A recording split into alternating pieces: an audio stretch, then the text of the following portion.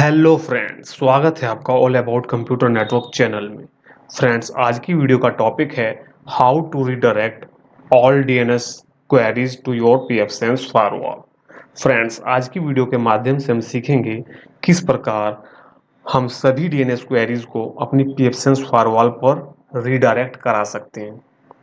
Redirect बोले तो यदि किसी यूजर ने डीएनएस सेटिंग्स में जाकर डीएनएस आईपी चेंज भी कर दिए हैं तो भी उसकी क्वेरी आपके डीएनएस रिजॉल्वर के थ्रू ही रिजॉल्व होगी। उसको कुछ भी आइडिया नहीं होगा, कुछ भी पता नहीं चलेगा कि उसकी डीएनएस क्वेरीज किस डीएनएस सर्वर के थ्रू रिजॉल्व हो रही हैं।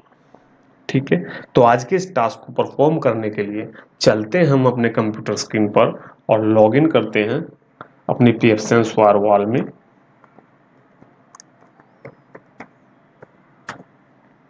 और डायरेक्ट चलते हैं फायरवॉल रूल्स पर। ठीक है, तो अभी तक हम क्या कर रहे थे, हमने ये दो रूल क्रिएट किए हुए थे। यदि कोई क्वेरी डीएनएस से रिलेटेड आपकी फायरवॉल पर आती थी, पीएफसेंस फायरवॉल पर, और उसमें डीएनएस रिजॉल्वर आपका यूज हो रहा था, उस क्वेरी में अपना डीएनएस पीएफसेंस फायरवॉल का ही डीएनएस रिजॉल्वर यूज हो रहा था या उसी का एड्रेस यूज हो रहा था, तो क्वेरी रिजोल्व कर देता था। और यदि उसने डीएनएस सेटिंग्स में जाकर आईपी चेंज किए हुए थे डीएनएस के, तो वह क्वेरीज को ब्लॉक कर देता था और उसका इंटरनेट डाउन हो जाता था। इस रूल के थ्रू उसकी क्वेरीज ब्लॉक होती थी, और यदि उसने कोई चेंजेस नहीं किए थे तो इस रूल के थ्रू उसकी क्वेरीज पास आउट होती थी और इंटरनेट चल जाता था। तो एक रिक्वेस्ट आई थी कि सर, मैं चाहता हूं कि हमारा डीएनएस रिजॉल्वर पूरी तरह हाइड हो जाए, यूजर को पता ही ना चले कि हमने अपने नेटवर्क में डीएनएस सर्वर भी इंप्लीमेंट किया हुआ है। तो उसके लिए हम आज एक रूल क्रिएट करेंगे, नेट पोर्ट फॉरवर्ड रूल। उसके बाद क्या होगा, यदि कोई यूजर डीएनएस आईपी चेंज भी कर देता है अपने सिस्टम में डीएनएस सेटिंग्स में जाकर, तो भी उसकी क्वेरी आपके डीएनएस रिजॉल्वर के थ्रू ही रिजॉल्व होंगी। या आपने कोई भी डीएनएस सर्वर कॉन्फ़िगर किया हुआ है, उसका आईपी अगर आप वहां पर मेंशन कर देते हैं नेट पोर्ट फॉरवर्ड रूल पर, तो उसी डीएनएस सर्वर के थ्रू उसकी क्वेरीज रिजॉल्व हो रही होंगी। ठीक है, तो इसके लिए हमें सबसे पहले फायरवॉल नेट पर जाना होगा, उसके बाद पोर्ट फॉरवर्ड, उसके बाद ऐड करेंगे एक रूल। यहाँ पर हमारा इंटरफेस रहेगा लैन एड्रेस फैमिली IPv4, क्योंकि हमने IPv6 कॉन्फ़िगर ही नहीं किया है अभी तक अपने नेटवर्क में। तो IPv4 यूज कर रहे हैं, तो इसलिए एड्रेस फैमिली IPv4। प्रोटोकॉल हमारा TCP UDP बोथ रहेगा, क्योंकि यदि इंटरनल क्वेरीज रिजॉल्व करनी होती है डीएनएस सर्वर को, तो वह यूडीपी पोर्ट ही ज़्यादातर यूज करता है। और यदि DNS to DNS data transfer होता है या डाटा सिंक होता है तो टीसीपी पोर्ट के थ्रू होता है। और यदि आपने अपने डीएनएस रिजॉल्वर में डीएनएस ओवर टीएलएस कॉन्फ़िगर किया हुआ है, तो भी टीसीपी पोर्ट ही यूज होता है डीएनएस सर्विस के लिए।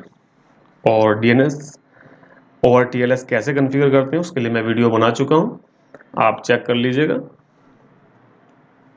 प्लेलिस्ट में। तो यहाँ पर हम प्रोटोकॉल रखेंगे टीसीपी यूडीपी बॉथ। डिस्क्रिप्शन रहेगा हमारा डेस्टिनेशन रहेगा हमारा लैन एड्रेस। ठीक है, और यहाँ पर हमें याद से ये इन्वर्ट मैच सेलेक्ट कर देना है। होगा क्या, जब भी कोई क्वेरी डीएनएस से रिलेटेड आपकी पीएफसेंस फॉरवॉल पर आएगी और उसने यदि आईपी चेंज किया हुआ होगा डीएनएस का, डीएनएस सेटिंग्स में जाकर अपने सिस्टम में या अपने पीसी में यूजर ने, तो यह उसको इन्वर्ट कर देगा या रीडायरेक्ट कर देगा आपके लैन एड्रेस पर। जितनी भी क्वेरीज आएंगी उन सभी क्वेरीज को रिडायरेक्ट कर देगा आपके लैन एड्रेस पर। और यदि उसने चेंज नहीं किया होगा तो LAN address as a DNS resolver वो यूज कर ही रहा होगा, तो उसकी क्वेरी डायरेक्टली रिजॉल्व हो जाएंगी। तो इसलिए इन्वर्ट मैच यहाँ पर सिलेक्ट करना जरूरी है, इसके बिना ये पोर्ट फॉरवर्डिंग रूल काम ही नहीं करेगा। ठीक है, डेस्टिनेशन पोर्ट रहेगा हमारा डीएनएस, क्योंकि हम इसी की डीएनएस के ही पोर्ट फॉरवर्डिंग करा रहे हैं, और लैंड एड्रेस पर होगा। सिंगल होस्ट हमारा यहाँ पर सिलेक्ट करना है रीडायरेक्ट टारगेट आईपी में, ठीक है। और यहाँ पर हमें याद से वो आईपी देना है जो डीएनएस रिजॉल्वर के लिए हम यूज़ कर रहे हैं। जैसे कि हमारे केस में हम यही आईपी यूज़ कर रहे हैं, जिस आईपी के थ्रू हम लॉगिन करते हैं अपनी पीएफसेंस फायरवॉल में, और यही हमारा लैन एड्रेस भी है। इसीलिए मैंने यहाँ पर लैन एड्रेस सेलेक्ट किया हुआ है, ठीक है।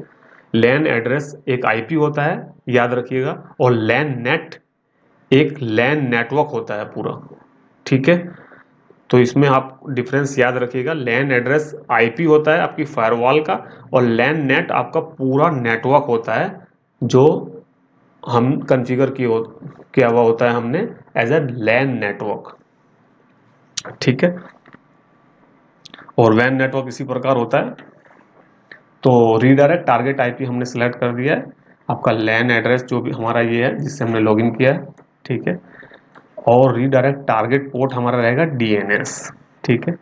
डिस्क्रिप्शन में हम डाल देते हैं redirect DNS queries to LAN address, ठीक है।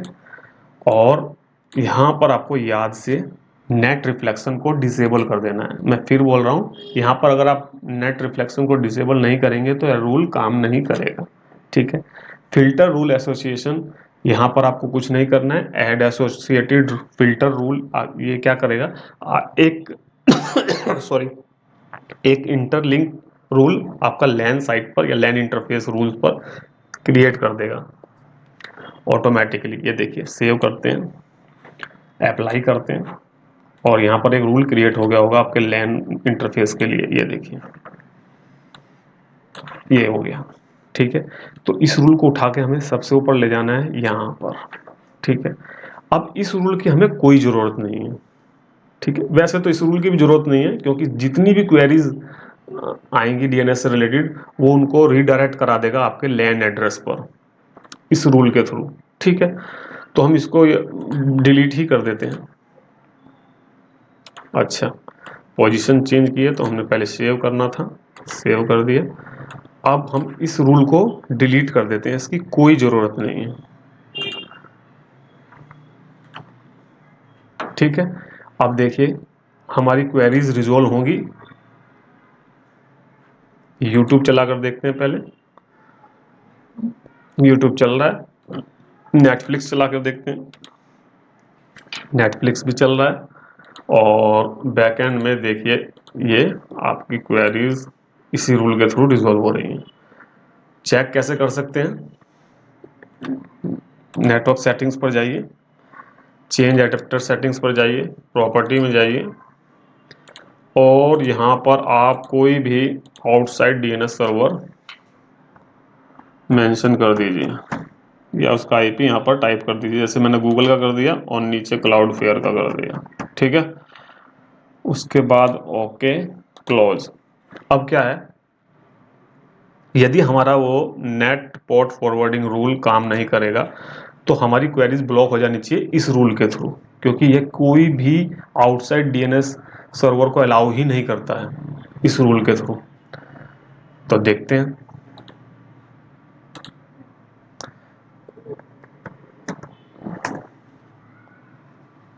देखिए क्वेरीज हमारी अभी भी रिजॉल्व हो रही हैं, ठीक है।